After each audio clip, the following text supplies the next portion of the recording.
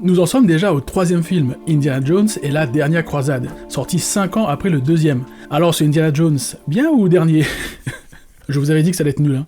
Bah j'ai trouvé ce 3e film vachement chouette. Il est bien mieux construit que les 2 premiers, avec une progression plus fluide de la recherche de la relique. Tout est assez clair, chaque étape qui mène à une autre intrigue est expliquée, on arrive bien à suivre le tout, c'est du très bon. Nous avons le père de Indiana Jones, joué par feu Sean Connery, qui se paye un rôle assez léger par rapport à ce qu'il faisait, en interprétant un rat de bibliothèque un poil maladroit. J'ai adoré ce perso et le développement de sa relation avec son fils, tantôt complice, tantôt rivaux. Là aussi c'est du très bon. L'humour est omniprésent et plutôt bien géré, j'ai juste trouvé un ou deux gags un peu too much, mais le reste était très bien dosé car par moments totalement inattendu, mais cohérent dans la scène. D'autant plus qu'il y a des sous-entendus graveleux qui m'ont bien fait rire.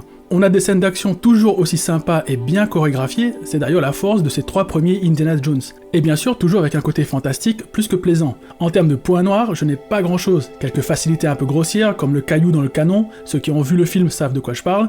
La fin du méchant qui a beaucoup de sens, mais qui ne lui fait pas du tout honneur en tant que Némésis. Rien de bien grave, puisque cette scène est quand même vachement cool. Si vous aimez les VFX un peu old school, vous allez adorer. Perso, moi j'ai adoré. Le film est très chouette et super fun. Il est pour l'instant le plus sympa des 3 que j'ai vus. Bref, je vous le conseille, si vous voulez voir un 3e opus qui corrige les défauts de ses 2 prédécesseurs, ou si vous voulez voir ce qu'aurait pu devenir James Bond s'il n'était jamais rentré au MI6. Et s'il y avait un lien entre Indiana Jones et James Bond? C'est le multiverse!